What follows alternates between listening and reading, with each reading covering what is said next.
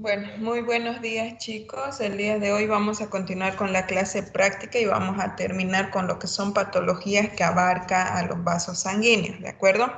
Vamos a mencionar, bueno, lo que anteriormente ya hemos visto, que era diferenciar justamente las formas de presentación de los aneurismas, ¿cierto? Entonces hemos visto aneurismas de tipo sacular, aneurismas de tipo fusiforme y quedamos en esta última imagen que corresponde a un aneurisma de aorta abdominal, ¿cierto? Entonces, vamos a ver lo que anteriormente ya habíamos mencionado, cómo es que se producen las dilataciones de las paredes de una arteria debido al debilitamiento justamente de sus paredes. Otra de las patologías que vamos a ir estudiando de manera mucho más detallada y lo que quiero en este momento es que vean es justamente la aortitis de origen sifilítico. Nosotros sabemos que la sífilis en sí es producida por una bacteria, ¿cierto? Entonces, esta enfermedad venérea tiene tres etapas o tres fases que se cumplen de manera muy precisa y se pueden ir, en caso de no tener un buen tratamiento o un tratamiento completo, llegan a desencadenar complicaciones en cada una de sus etapas. Entonces, justamente la ortitis sifilítica puede ser una complicación de sífilis en tercera etapa o en su fase terciaria. ¿Está bien? Entonces, ¿cómo es que se inicia o cómo diferencio yo sus diferentes etapas o sus diferentes fases? Cuando nosotros hablamos de la fase 1 de la sífilis, vamos a ver que se caracterizan por lesiones a nivel, lesiones dérmicas a nivel de los genitales, caracterizados por el chancro duro, ¿cierto? Entonces, si esta no llega a tener un tratamiento específico o un tratamiento adecuado o completo, puede llegar a desencadenar la etapa secundaria o la sífilis secundaria, que se va a caracterizar por presentar lesiones de aspectos papulares o maculares a nivel de plantas de los pies y de las palmas de las manos. Pero generalmente estas lesiones llegan a localizarse eh, a lo que es en el trayecto del tórax, ya sea anterior o posterior, es decir, a nivel de la espalda. En algunos casos, en casos muy complicados, ya llega a abarcar hasta la zona del cuello y puede incluso llegar hasta la cara, ¿cierto? La parte que más nos interesa es la sífilis terciaria en este momento, que se va a caracterizar por comprometer la funcionalidad de órganos muy importantes. No puede llegar a producir una aortitis sifilítica, sino también puede llegar a producir lesiones a nivel o compromiso a nivel de las válvulas cardíacas, por ejemplo. ¿De acuerdo? Entonces, ¿cómo es que se desarrolla la ortitis sifilítica? Cuando nosotros hablamos de la circulación constante de esta bacteria a nivel de sangre o a nivel del flujo sanguíneo, vamos a ver que va a comenzar lesionando este componente importante de los vasos sanguíneos que se denomina como el vaso vasorum. Si nosotros vemos que llegan a lesionar los pequeños vasos que irrigan los vasos sanguíneos más grandes, porque se caracteriza justamente por esto, el vaso vasorum, va a poder llegar de esta manera a lesionar las diferentes paredes de, de las arterias en sí, en este caso de la aorta, ¿de acuerdo? Entonces, a través del vaso vasorum va a llegar a ubicarse la infección o las lesiones a nivel de las túnicas de la pared, de las paredes de la aorta. Entonces, estas localizaciones, estas migraciones anormales de, de las bacterias en sí van a desencadenar procesos inflamatorios a este nivel y a su vez también la agrupación de células sanguíneas que van a tratar de mediar o de controlar esta invasión de cuerpos de agentes extraños a nivel de las paredes de la arteria, lo que me va a producir que haya inflamación a nivel de las paredes de la arteria y a su vez una disminución de la luz y por ende el flujo sanguíneo a nivel de la arteria aorta, ¿cierto? Entonces, si hay una disminución del flujo sanguíneo, si hay una invasión de las paredes de la arteria aorta, entonces esto va a desencadenar también un endurecimiento y unas lesiones a nivel tanto de la túnica muscular como de la adventicia de la arteria aorta. Y muchas veces, en algunos casos, puede llegar a producirse, en algunos casos incluso lesiones o perforaciones debido a los daños que llegan a producirse a nivel de la arteria aorta, ¿de acuerdo? Entonces, todas las imágenes que nosotros estamos viendo en ese momento justamente corresponde a una invasión y a una localización no solamente de las bacterias en sí, sino que los procesos inflamatorios y las lesiones que se desencadenan producto de la invasión a nivel de las paredes de la arteria aorta. Todas estas imágenes que nosotros vemos del lado izquierdo, vamos a poder ver cómo en la túnica íntima se localiza en la parte más baja las lesiones y posteriormente en la zona más alta vamos a poder ver cómo es que se ven las lesiones a nivel de la túnica muscular. ¿De acuerdo? Ahora, como otra de las patologías que se van a caracterizar o que vamos a poder estudiar a la larga o en la clase de teoría que ya lo vamos a ver de manera más detallada, que justamente se producen por uno de los mecanismos que desencadenan patologías a nivel vascular, es justamente la ateroesclerosis. Valga la aclaración de que una ateroesclerosis es una forma de arterioesclerosis, ¿de acuerdo? Entonces, ¿cómo nos referimos a estos términos? Cuando nosotros hablamos de una arterioesclerosis, nos referimos a todos aquellos mecanismos que me llegan a desencadenar un endurecimiento o un engrosamiento de las paredes de la arteria, disminuyendo en cuanto a su elasticidad. Entonces, puede ser producida ya sea por una ateroesclerosis, ya sea por una arterioesclerosis hialina, por ejemplo. Entonces, son procesos que me van a desencadenar compromiso a nivel de las paredes de la arteria y por lo tanto se caracterizan por un endurecimiento de sus paredes, ¿de acuerdo?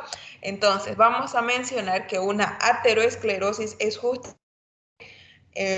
la producción de una arterioesclerosis por la acumulación de placas ateromatosas a nivel de la luz arterial, ¿de acuerdo? Entonces, ¿cómo es que llegan a producirse? Nosotros sabemos que para la producción o para la presentación de cualquier patología tenemos factores que desencadenan este tipo de compromisos. Entonces, tenemos para la producción o para la presentación, perdón, de una ateroesclerosis, vamos a ver que se pueden llegar a presentar por unos factores de origen genético, es decir, factores que no pueden ser cambiados, ya sea por orden genético, por la edad, ¿de acuerdo? Entonces, sin embargo, hay factores que pueden ser modificables, que pueden llegar a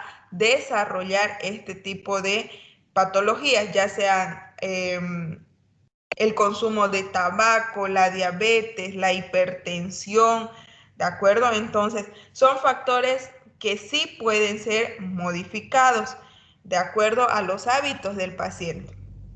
Vamos a mencionar entonces que cuando se produce en el interior de las paredes de la arteria, ya sean lesiones pequeñas o haya una disminución de lo que es la función endotelial a ese nivel, puede aumentar la permeabilidad a nivel de la túnica íntima de las arterias. Y este aumento de la permeabilidad puede estar acompañado de una acumulación de los leucocitos en su interior o la formación de las trombosis. Entonces, cuando hay excesos, por ejemplo, o cuando hay niveles elevados de lípidos, lo que nosotros conocemos como hiperlipidemia, entonces esta acumulación, ya sea de lipoproteínas, van a estar localizadas a nivel de la zona donde se está produciendo el aumento de la permeabilidad, es decir, al interior de la arteria. Entonces, generalmente va a estar caracterizado por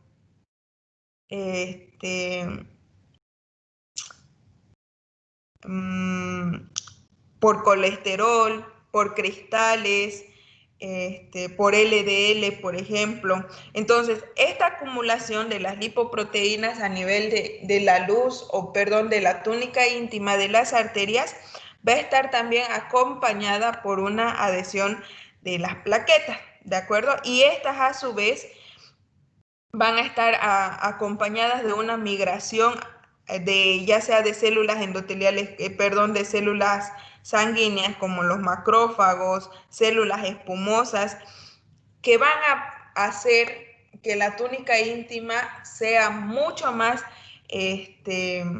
predispuesta a que se acumulen lípidos a este nivel, es decir, dentro de la túnica íntima. Y esta a su vez, debido a la acumulación anormal de estas lipoproteínas, de los lípidos, de las células sanguíneas a este nivel, van a desencadenar procesos de migración de fibras musculares o de células musculares lisas como producto de los factores que se liberan a ese nivel, y por lo tanto, si hay una migración de células musculares a nivel de la íntima, es lo que se va a producir o lo que va a desencadenar el endurecimiento de la pared de las arterias.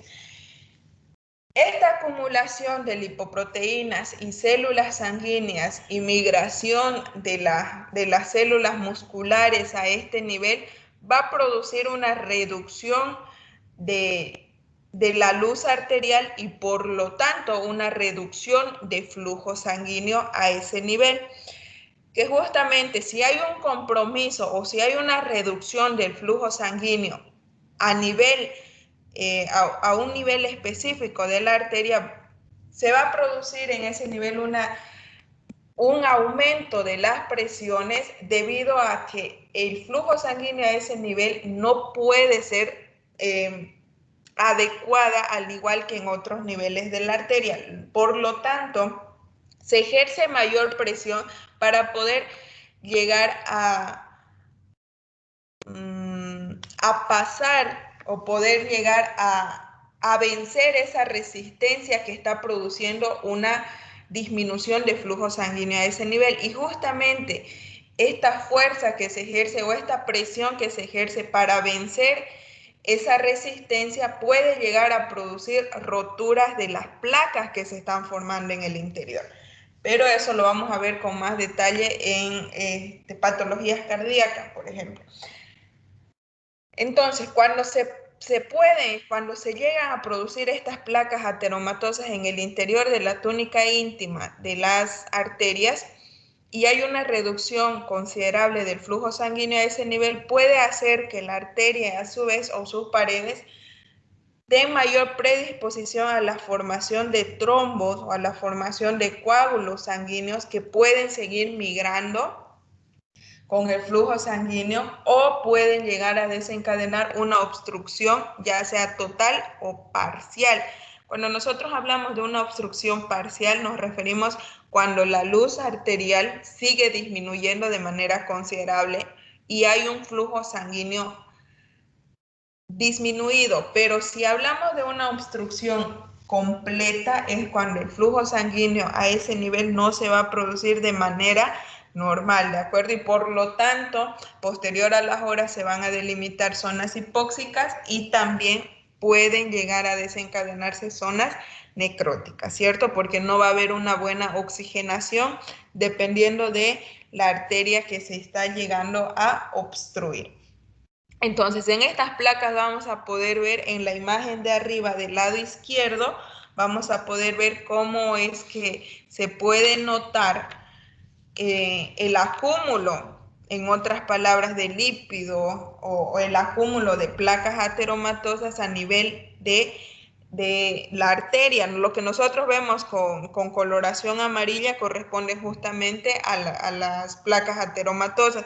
Y esa pequeña, fina capa que nosotros vemos de color rojizo es justamente la migración de las células musculares en el interior o por en sí, en el interior de la luz arterial ya por encima de la placa ateromatosa.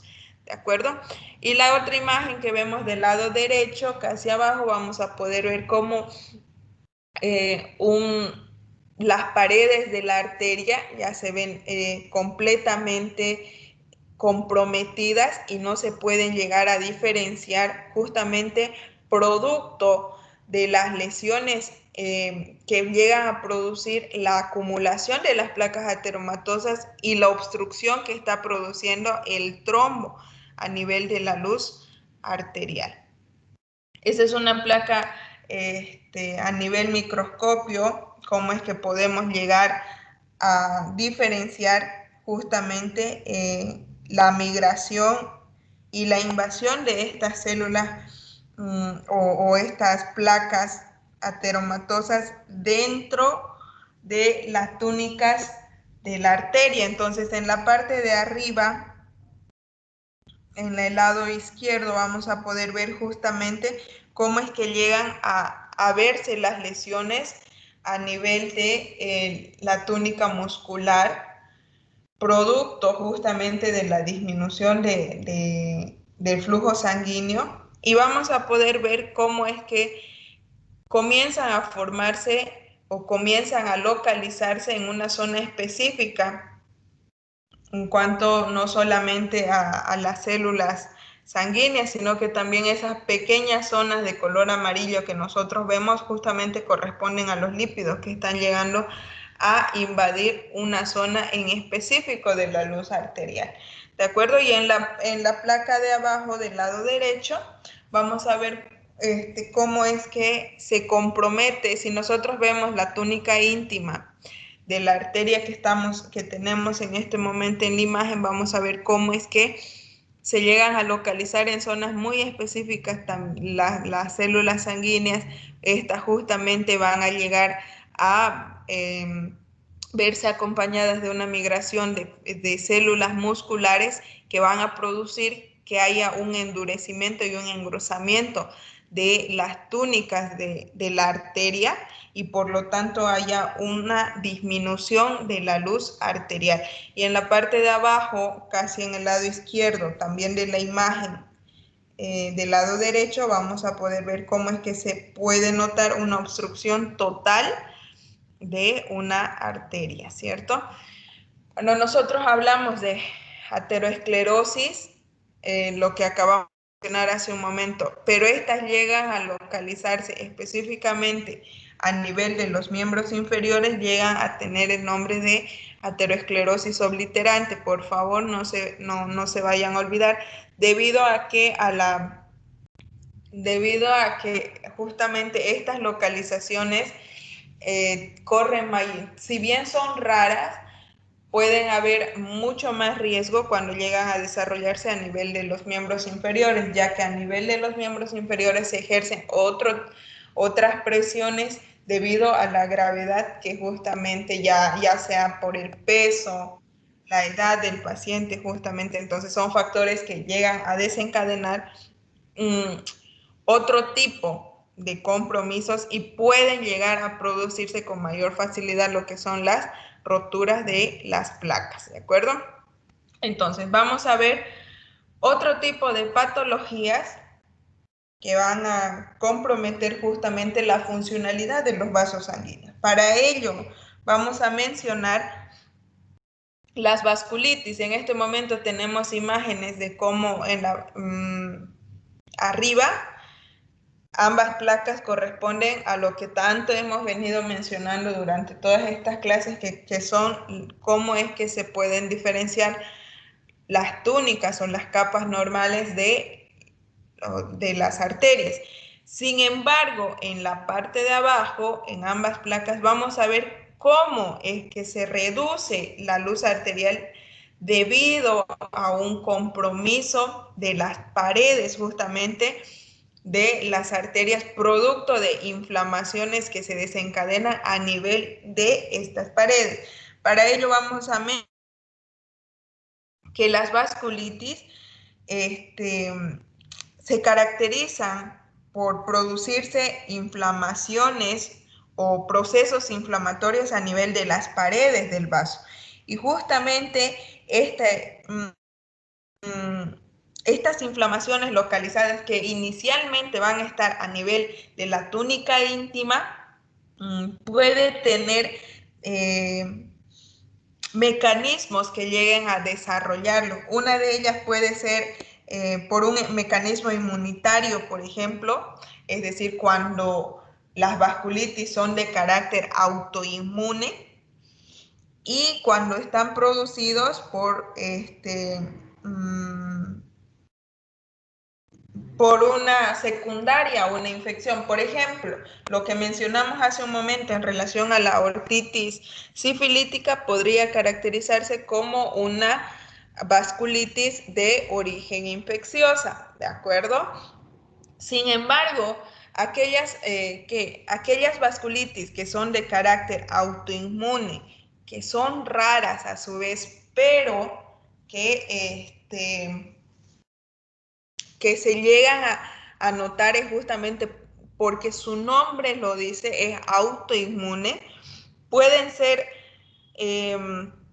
desencadenarse por linfocitos T mediados, es decir, los linfocitos T comienzan a desconocer las células o aquellas células sanguíneas comienzan a desconocer automáticamente a todos los componentes normales a nivel de los vasos sanguíneos y pueden desencadenar procesos inflamatorios como reacción a este proceso que se va a mediar como respuesta del propio organismo en sí sobre sus propias células sanguíneas. Por eso es que es denominado como autoinmune, ya que pueden estar caracterizados, por ejemplo, por los anticuerpos que llegan a desencadenar anticitoplasmas, por ejemplo, de los neutrófilos o las anticélulas endoteliales, es decir, el cuerpo en sí va reaccionando a estos tipos de procesos, ¿de acuerdo? Entonces, vamos a ir mencionando cada uno de estos procesos de acuerdo a cada una de las patologías que vamos a ir estudiando. Una de ellas, por ejemplo, es justamente la arteritis de células gigantes. ¿Cómo se caracteriza este tipo de arteritis de células gigantes?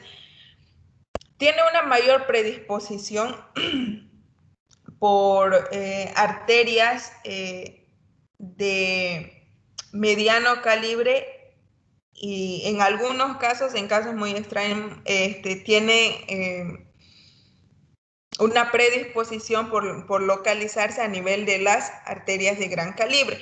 Con mayor frecuencia llegan a localizarse a nivel de las arterias temporales, compromisos a nivel de las arterias vertebrales y las oftálmicas. Y también puede estar localizado, puede llegar a comprometer a nivel de la arteria aorta, ¿de acuerdo? Cuando nosotros hablamos de este tipo de patologías, vamos a ver que se va a caracterizar justamente por un engrosamiento de tipo nodular localizado a nivel de las arterias, a nivel de las paredes íntimas de las arterias que están llegando a comprometer. Entonces, nosotros vamos a ver en esta imagen cómo es que la túnica íntima está prácticamente invadida o llegando a simular una invasión de células que van a producir justamente esta disminución de la luz arterial, y justamente este engrosamiento tiene una característica, ya que va a tener un aspecto de tipo nodular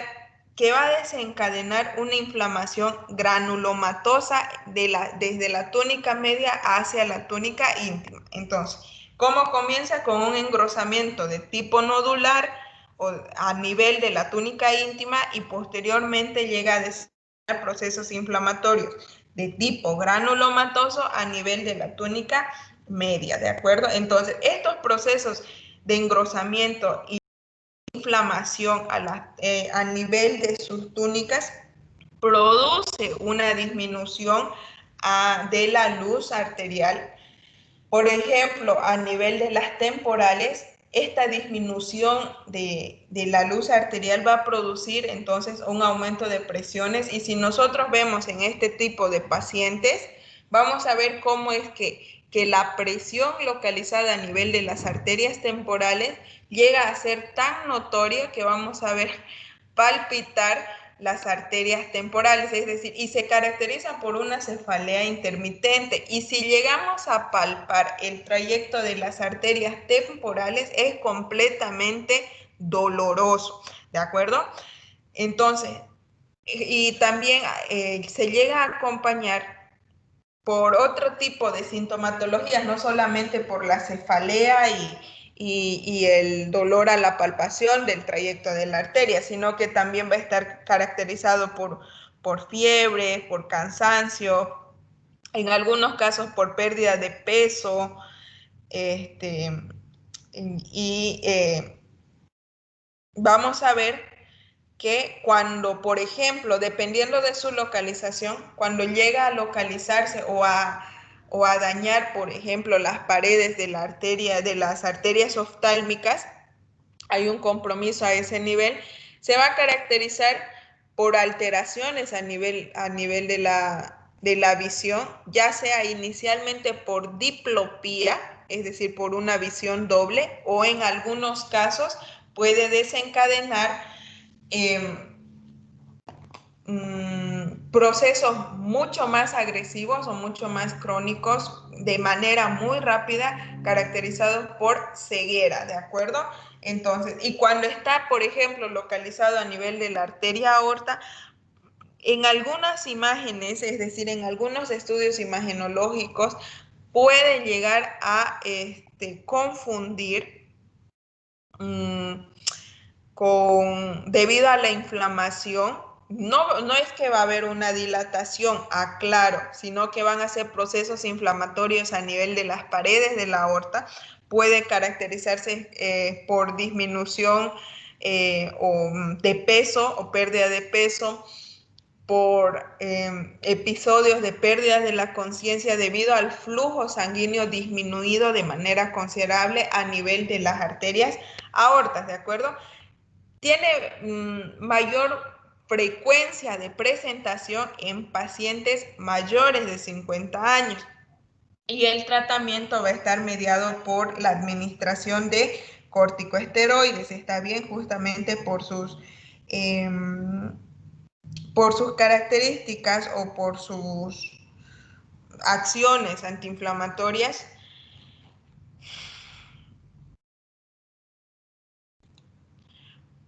Entonces, dependiendo de la localización que pueden llegar a presentarse, pueden llegar a desencadenar procesos o compromisos en cuanto a mi paciente. ¿Está bien? Otra de las patologías o otra de los compromisos a nivel de las arterias o a nivel de estudiando las vasculitis, vamos a poder diferenciar la arteritis de Takayasu. ¿Cómo es que se puede evidenciar la arteritis de Takayasu? Generalmente llega a localizarse un compromiso a nivel del callado aórtico, o las ramas del callado aórtico con mayor frecuencia, pero puede estar también localizados a nivel de toda la aorta, a nivel de sus ramas, ya que hay una mayor predisposición por arterias de gran y en algunos casos de mediano calibre. Vamos a ver que puede estar también localizado a nivel o puede llegar a afectar a nivel de las arterias pulmonares, a nivel de las arterias renales o de las arterias coronarias. Vamos a ver que este tipo de arteritis llega a tener mayor predisposición en personas menores de 50 años, a diferencia de la arteritis de células gigantes. ¿Está bien? Por favor, no lo vayamos a confundir. Entonces, se caracteriza por un compromiso de las paredes de la arteria aorta o de las arterias que llegan a afectar por procesos también inflamatorios, pero lo que más va a caracterizar este tipo de arteritis va a ser una disminución de los pulsos, producto de la disminución de la luz arterial y por lo tanto llega a caracterizarse o llega a tener el nombre, si ustedes lo buscan en internet, lo van a poder encontrar como la enfermedad sin pulso, debido a la disminución considerable que se llega a desencadenar producto de las inflamaciones y del compromiso a nivel de la luz arterial, ¿de acuerdo? Entonces hay una disminución de los pulsos que generalmente se nota con mayor frecuencia a nivel de los miembros inferiores, y si nosotros le pedimos al paciente que llegue a tener este tipo de afecciones, que llegue a levantar o a elevar los miembros superiores por encima de la cabeza, vamos a ver que va a producirse un dolor insoportable y por lo tanto el paciente baja las manos. Esto se denomina como claudicación de los miembros, ¿de acuerdo? Entonces, va a haber debilitamiento de los pulsos, ya sea a nivel de los miembros superiores, a nivel de los miembros inferiores. También va a estar acompañado por una disminución de los pulsos carotídeos, por si acaso, ¿ya? Entonces, este tipo de arteritis se va a caracterizar también por una inflamación de tipo granulomatosa, caracterizado por la formación o por tener un aspecto de células gigantes, que va a estar acompañado de necrosis a nivel de la túnica media, ¿de acuerdo? Entonces, generalmente esta inflamación se va a asociar a un engrosamiento irregular de la pared del vaso sanguíneo, acompañado de una hiperplasia de las túnicas íntimas, que tanto el compromiso de la túnica íntima como de la túnica media va a desencadenar una fibrosis de la túnica adventicia, ¿de acuerdo? Entonces, puede llegar a caracterizarse también por la presencia de otros síntomas que pueden ser inespecíficos, es decir, pueden estar presentes o no, ya sea como el cansancio, la pérdida de peso, la fiebre y lo que nosotros puede, justamente por una disminución de los pulsos, también puede estar acompañado por una disminución de la presión arterial. Otra vez les vuelvo a recalcar la disminución de los pulsos a nivel de los miembros superiores. Puede también llegar a desencadenar compromiso a nivel de o producir alteraciones a nivel ocular. En algunos casos se caracteriza por presentar hemorragias de retina, por ejemplo, y en casos muy crónicos extremos acompañados de ceguera. ¿Está bien? Cuando llegan a localizarse, por ejemplo, a nivel de la arteria pulmonar pueden justamente llegar a causar hipertensión pulmonar. Cuando llegan a localizarse a nivel de las arterias coronarias, puede llegar a desencadenar infartos, por ejemplo, o cuando está localizado a nivel de las arterias renales, una hipertensión sistémica. Entonces, dependiendo de la localización de este tipo de arteritis, va a desencadenar procesos o manifestaciones clínicas, ¿de acuerdo? Y en algunos casos, dependiendo ya el grado de compromiso, puede estar acompañado de una de defectos o de alteraciones a nivel neurológico. Tiene una clasificación que lo vamos a poder ver con mucho más detalle en la clase de teoría, en el cual vamos a poder diferenciar según su localización anatómica, es decir, cuando la arteritis llega a localizarse solamente en el callado, cuando llega a localizarse exclusivamente a nivel de las ramas del callado o a nivel de la aorta descendente, o si llega a comprometer solamente a nivel de la aorta abdominal, o si compromete parte de la aorta abdominal más las arterias renales. ¿De acuerdo? En este caso, por ejemplo, tenemos imágenes, cómo podemos ver el engrosamiento de las paredes de las ramas del callado aórtico, ¿cierto? Entonces, este tipo de compromisos me puede desencadenar lo que anteriormente hemos estado mencionando en cuanto a sintomatología. Vamos a mencionar entonces otro tipo de...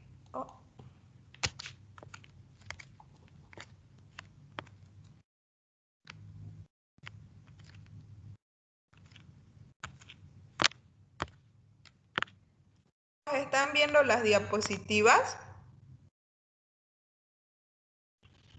Sí, doctor, se ve. Sí, doctora. Quedó hasta arteritis Takayasu. Sí, porque no me cambian las diapositivas, no sé si alguien me está bloqueando esa opción.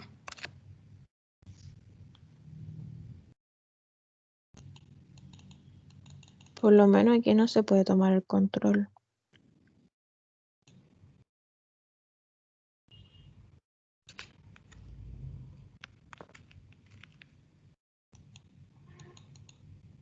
Oh.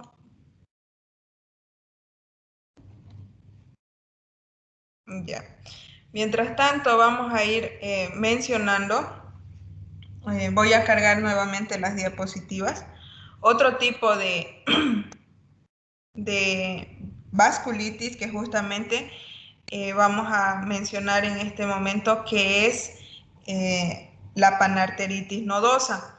¿De acuerdo? Cuando nosotros hablamos de panarteritis nodosa, vamos a ver que llega a tener mayor predisposición en arterias de mediano y pequeño calibre. ¿Está bien? Entonces, cuando nosotros hablamos de este tipo de patologías, vamos a ver que se caracteriza por una inflamación de tipo necrosante a nivel de las arterias, ya sea de mediano o pequeño calibre, es decir, dependiendo a la localización en la que se encuentre. Este tipo de vasculitis llega a tener un orden de tipo descendente, es decir, generalmente llegan a haber compromiso a nivel de los riñones, del corazón, del hígado, del tubo digestivo, y las lesiones van a llegar a afectar solamente solamente las zonas en las cuales llegan a tener una ramificación, es decir, a nivel de las ramificaciones de las arterias que llegan a tener la afección caracterizado por la panarteritis nodosa. Estos procesos inflamatorios van a llegar a desencadenar debilitamiento de las paredes arteriales, y puede llegar a producir aneurismas y en algunos casos roturas de las arterias. ¿Está bien? Entonces, llega a caracterizarse inicialmente por presentar infiltrados inflamatorios.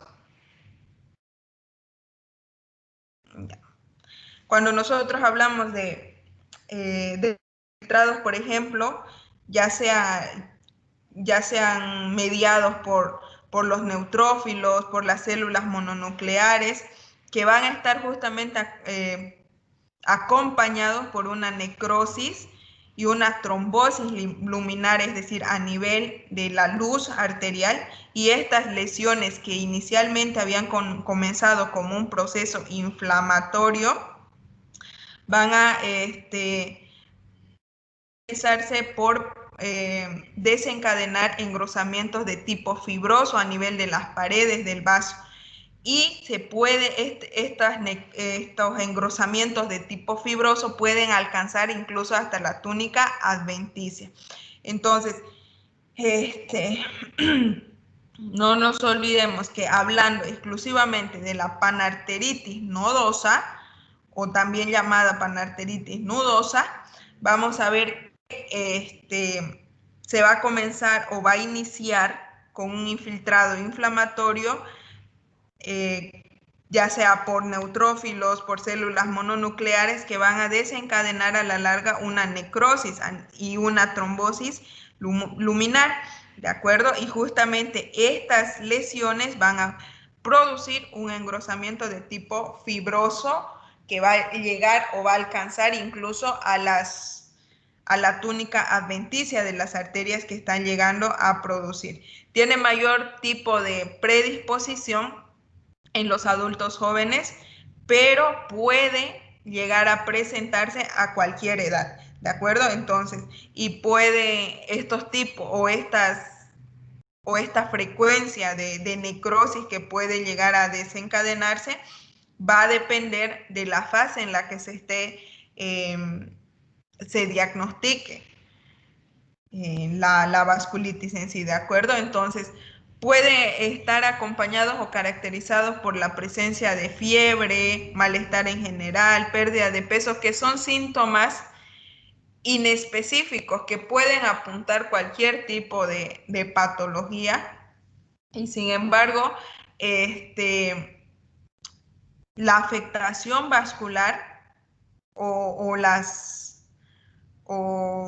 presentación clásica que va a llegar a afectar justamente las arterias, dependiendo de su localización, es decir, si está a nivel de las arterias renales, por ejemplo, va a desencadenar otro tipo de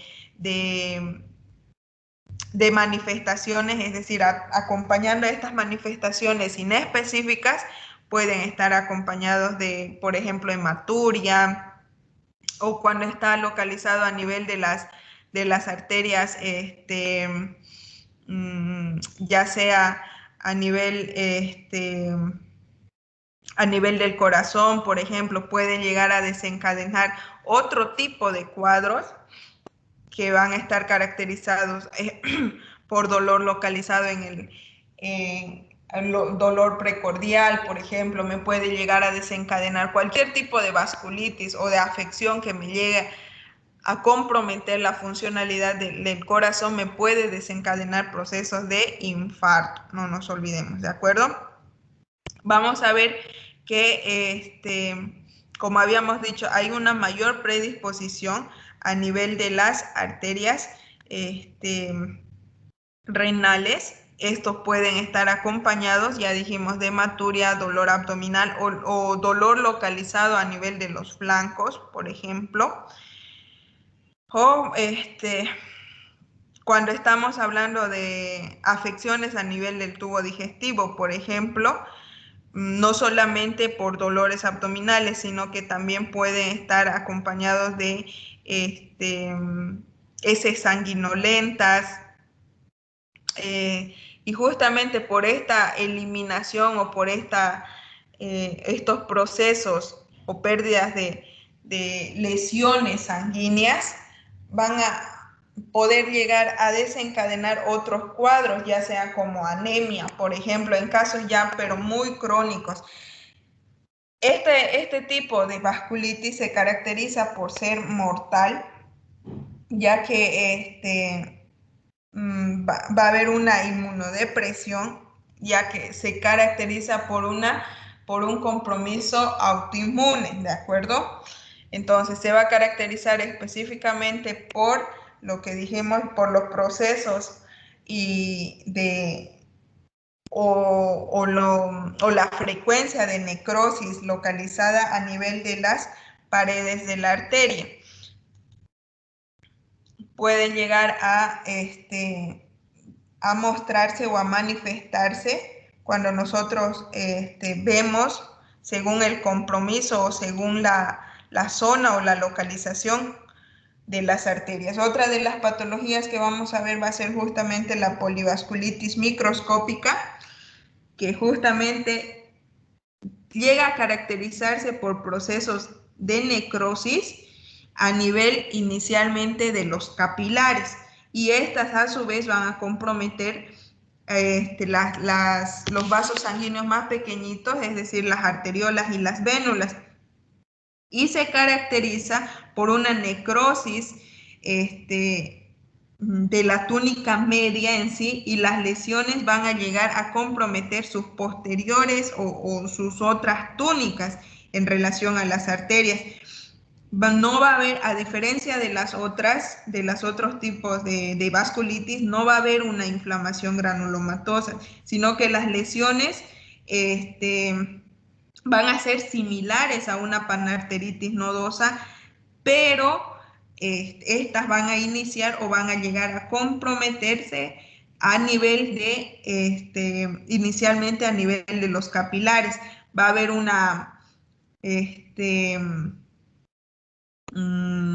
va a tener una evolución muy desfavorable, ya que puede llegar a afectar, como está a nivel de los capilares inicialmente, puede llegar a afectar a nivel de la piel o puede manifestarse a nivel de las mucosas, dependiendo del inicio, es decir, de la zona de localización también. Puede caracterizarse por trastornos inmunitarios. En algunos casos, por ejemplo, van a estar mediados por anticuerpos, antiantígenos, por ejemplo, como los fármacos. Es decir, puede estar presente por factores, por otro tipo de factores, no solamente por factores autoinmunes. En este tipo de vasculitis vamos a ver que dependiendo de la zona en la que está llegando a comprometer, puede llegar a caracterizarse por la presencia de proteinuria, por ejemplo, si es a nivel renal, hematuria, dolor, hemorragias a nivel abdominal, dolores musculares, debilitamientos. Cuando está localizado a nivel de los miembros, por ejemplo, puede estar caracterizado por una púrpura cutánea palpable. Y en algunos casos, cuando hay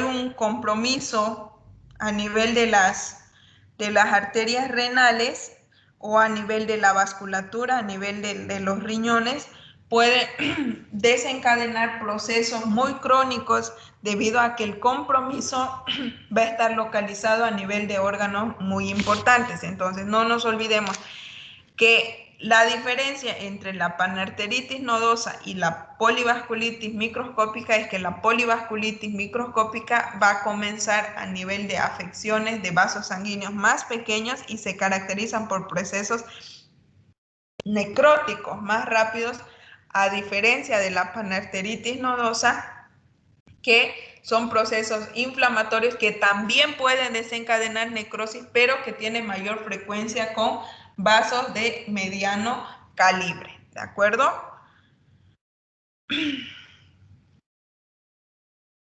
¿Preguntas, chicos? No, doctora.